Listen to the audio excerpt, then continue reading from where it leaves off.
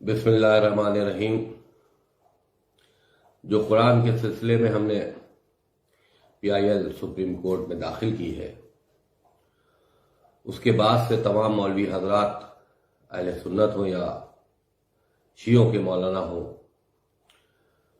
وہ مسلسل ہمارے سلسلے میں کمنٹس دھرنے پر نشر اور ہم سے اپنی پرانی دشمنی نکالنے میں آمادہ ہے۔ میں صرف ان سے یہی کہنا چاہوں گا، خصوصی طور پہ اپنے شیعہ علماء کرام سے، کہ قرآن مجید کے سلسلے میں جتنا بھی آپ تقریروں میں بیان کرتے ہیں اپنے عقیدے کے حساب سے، اور قرآن مجید کے سلسلے میں جتنا بھی لکھا ہوا ہے بخاری میں، ہم نے سپریم کورٹ میں جو یاچکا ڈالی ہے، PIL ڈالی ہے، اس میں سپریم کورٹ میں ہم نے بخاری کو کوٹ کرتے ہوئے وہ تمام چیزیں لکھی ہیں جو اعتراض کے قابل ہے۔ تمام اہل سنت مولوی حضرات کو اور تمام شیعوں کے ملاؤں کو اس میں ہم نے پارٹی بنایا، ان کو چاہیے کہ اب معاملہ قانون کی چوکھٹ پر ہے تو اپنا صحیح جواب وہاں پیش کرے۔ دھرنے، پردرشن، میرے سر کو قلم کرنے کے انعامات یا ظلم و زیادتی کے پیغامات جو دے کر اپنے اسلام کو پہچنوانے کی کوشش کر رہے ہیں، وہی تو میرا سوال ہے، کیا یہی اسلام ہے؟ اگر کہ دیکھیے، قرآن مجید کے سلسلے میں ایک صاف وضاحت ہم کر دیں، جو میں نے بخاری سے اور قرآن مجید کو پڑھ کے حاصل کی ہے، اس میں صاف یہ لکھا ہے کہ جب قرآن مجید رسول اللہ کے اوپر رفتہ رفتہ آتا رہا، میسیجز آتے رہے، وہ قرآن مجید کو پبلک میں دیتے رہے کہ بھئی یہ اللہ کا میسیج ہے، یہ اللہ کا میسیج ہے۔ اس وقت کوئی لکھتا نہیں تھا، لوگ اسے یاد رکھتے تھے، اپنے گھروں کی دیواروں پہ لکھ لیتے، یعنی کہ قرآن کی شکل میں کوئی کتاب رسول کے زمانے میں نہیں لکھی جا رہی تھی۔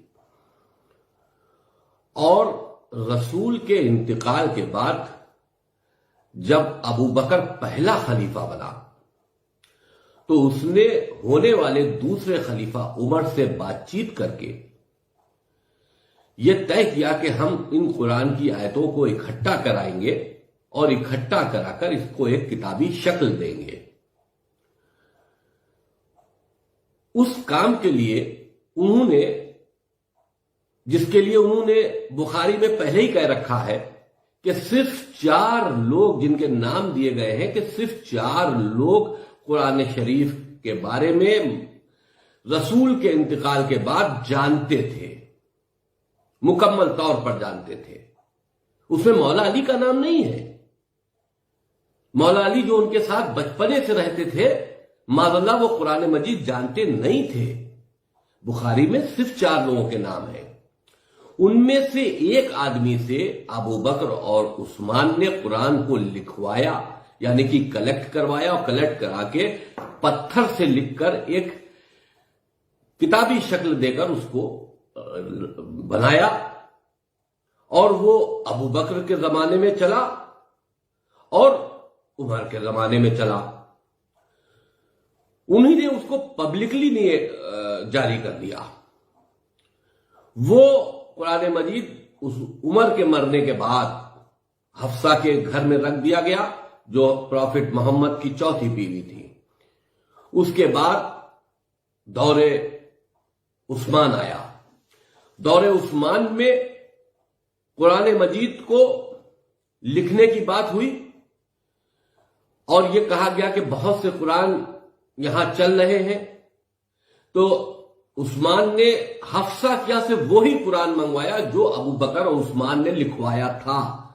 منگوایا اور منگوا کر اس کی 4 جلد کروائی، کاپیاں کروائی، اور وہ حفصہ کا قرآن مجید حفصہ کو واپس کر دیا۔ اور ان چاروں قرآن مجید کو رائج کر دیا اور یہ کہہ دیا کہ اس کے علاوہ کوئی دوسرا قرآن مجید نہیں ہے، جس کے پاس ہے وہ جلا دے. یعنی کہ قرآن مجید کو جلانے کا حکم دینے والا تیسرا خلیفہ عثمان تھا. اور کتابی شکل میں جو لوگ اس وقت بھرم پیدا کر رہے ہیں کہ اللہ کی طرف سے کتابی شکل میں قرآن آیا اور اعتراض ہو رہا، نہیں، کتابی شکل میں آیا ہوتا تو کوئی اعتراض نہیں کرتا، چاہے اس میں کچھ بھی لکھا ہوتا. رسول آیتیں بیان کرتے گئے، اس کے بعد آیتوں کو اکٹھا بعد میں رسول کے مرنے کے بعد میں آیتوں کو اکٹھا کیا گیا اور ان کو جمع کر کے ایک کتابی شکل دی گئی. اب جمع کرنے والے کون تھے؟ کیا وہ آل رسول تھے؟ نہیں، صحابیوں میں سے تھے. آل رسول حضرت علی علیہ السلام جب اپنا قرآن عمر کے دربار میں، ابو بکر کے دربار میں لے کے گئے، جب قرآن ڈھونڈا جا رہا تھا تو انہوں نے اس قرآن کو منع کر دیا کہ ہم کو حضرت علی کا قرآن نہیں چاہیے. ہم نے تمام مجلسوں میں یہ سنا ہے کہ جو قرآن حضرت علی دینے گئے تھے، جو خلیفاؤں نے وہ قرآن نہیں لیا، وہ قرآن اب جب ہمارے امام کا ظہور ہوگا تو ان کے ہاتھ میں ہوگا. اگر کہ وہ قرآن جو امام علی کا ہے اور وہ آخری جو ہمارے امام ہیں ان کے ہاتھ میں ہوگا اور وہ ظہور کریں گے، تو یعنی کہ کچھ نہ کچھ تو اس قرآن میں غلط ہے، تبھی تو وہ صحیح قرآن لائیں گے. یا تو یہ عقیدہ غلط ہے، اور اگر عقیدہ صحیح ہے تو پھر یہ قرآن غلط ہے. قرآن کو لکھنے والے 3 خلیفہ اور پبلش کرنے والے 3 خلیفہ اور اس پہ قرآن کی مہر لگانے والے 3 خلیفہ، اور ان تینوں خلیفاؤں نے اس قرآن مجید کو جاری کیا. اب کہا جاتا ہے کہ ٹھیک ہے، کتاب عثمانی جس کو ہم قرآن مجید بھی کہتے ہیں، اس کو کتاب عثمانی بھی کہتے ہیں کیونکہ عثمان نے اس کو جاری کیا تھا. اگر کہ کہا یہ جاتا ہے کہ رسول کے بعد یہ سب واقعہ ہوا ہے، تو آل رسول نے کبھی بھی اس پر کوئی نکتہ چنتی نہیں کی، اس پر کوئی آبجیکشنز نہیں کیے. تو ہم کون ہوتے اس پہ آبجیکشنز کرنے والے؟ بہت سی ایسی مصلحتیں تھیں مولا علی کے زمانے میں جس کو مصلحتاً انہوں نے اس پر خاموشی اختیار کی. اگر کہ جو عثمان نے قرآن جاری کیا تھا، اگر کہ اس قرآن کو رائج کر دیا جاتا، جاری کر دیا گیا تھا، اس کو حضرت علی روک دیتے اور جو ان کے پاس قرآن تھا اس کو جاری کرتے، تو اسلام میں 2 قرآن ہو جاتے. سمجھداری کا فیصلہ کرتے ہوئے حضرت علی نے اپنے حق کو مارتے ہوئے ان خلیفاؤں کے قرآن کو پر کوئی آپتی نہیں کی اور اسی کو قرآن مان لیا. ہم یہ نہیں کہہ رہے کہ مکمل قرآن غلط ہے. ان کی کچھ آیتیں کیونکہ یہ سیدھے نہیں آئی ہیں، رسول نے لکھی بھی نہیں ہے، رسول کے خاندان سے لی بھی نہیں گئی ہے، یہ خلیفاؤں نے لکھوائی ہیں. تو اگر اس میں کوئی شک کی گنجائش ہو رہی ہو تو ہم اس پر شک کر کے ہم اس پر بات کر سکتے ہیں، کیونکہ یہ خلیفاؤں کی لکھی ہوئی کتاب ہے. ہم معاذ اللہ رسول سے سوال نہیں کر سکتے، لیکن ہم ان خلیفاؤں سے سوال ضرور کر سکتے ہیں. اگر کہ یہ بات کہی جائے کہ آل رسول نے اس بات کو کبھی خود توجہ نہیں دی یا کبھی خود اس پر اعتراض نہیں کیا، تو میں تمام شیعہ مولویوں، تمام شیعہ حضرات سے پوچھنا چاہتا ہوں کہ اعتراض تو انہی نے خلیفاؤں پہ بھی نہیں کیا تھا. پہلے خلیفہ چن کے آ گئے، رسول کی میت پڑی رہی، اس پہ شرکت نہیں کی اور چناؤ کر کے چن لیے گئے. دوسرے خلیفہ بھی بن گئے، تیسرے خلیفہ بھی بنا لیے گئے، چوتھے نمبر پر حضرت علی کا نام لایا گیا. انہوں نے چوتھا نمبر قبول کیا، جبکہ ان کو پہلا خلیفہ رسول ڈکلیئر کر کے گئے تھے، لیکن ان کے ساتھ ناانصافی ہوئی، لیکن انہوں نے اعتراض نہیں کیا۔ تو پھر ہم لوگوں کو چاہیے کہ پہلے ہم تینوں خلیفاؤں کو مانیں، پھر چوتھے خلیفہ حضرت علی کو مانیں، اور پھر پہلے امام حسن سے شروع کریں، دوسرے امام ہم امام حسین کو مانیں، پہلے خلیفاؤں کو مانیں، کیونکہ ہمارے اماموں نے کبھی ان پر اعتراض نہیں کیا، تو ہم کو بھی ماننا چاہیے۔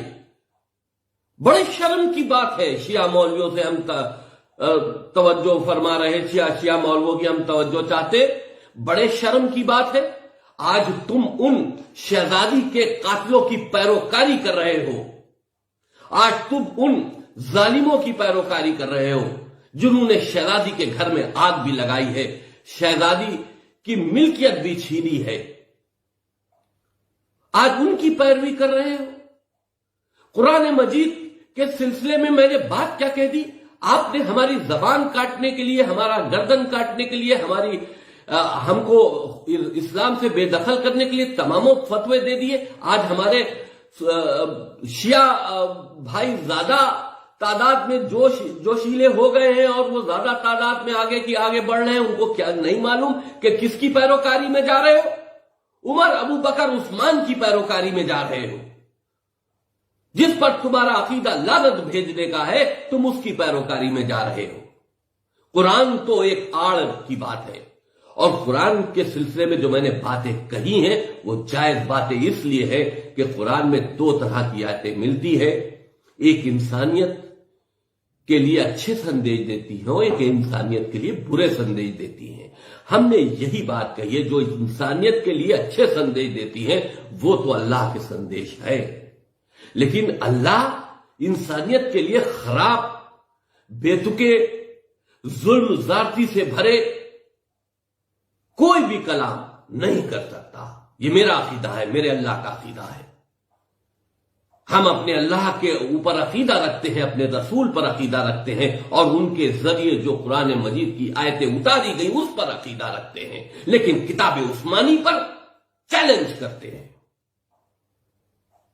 یہ سازشن کتاب عثمانی کو تیار کیا گیا، انہی کتاب عثمانی کی آیتوں سے ہمارے اماموں کے سل قلم کرنے کے فتوے جاری ہوئے ہیں، ہمارے اماموں کو جیل میں رکھا گیا ہے ان قرآنی آیتوں کا بیس بنا کر۔ ہم کو بھولنا نہیں چاہیے کہ ہم کیا کر رہے ہیں۔ 1400 سال پہلے اگر کسی نے آواز نہیں اٹھائی تو اس کا مطلب ہے اس حق کی بات کی آواز کوئی نہیں اٹھانے والا ہے۔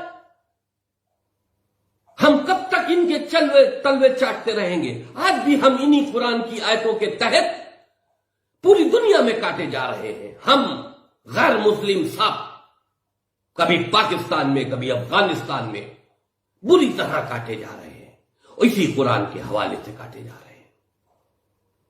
قرآن ایک وہ کتاب ہے جو چھوٹے موٹے انسان کی یا کسی چھوٹے موٹے عالم کی نہیں ہے، یہ اللہ کی کتاب ہے۔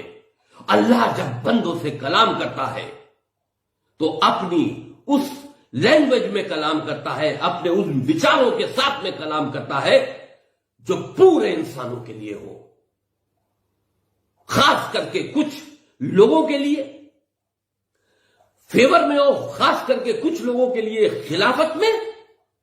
ہمارا اللہ ایسی دوہری نیتی اپنا نہیں سکتا۔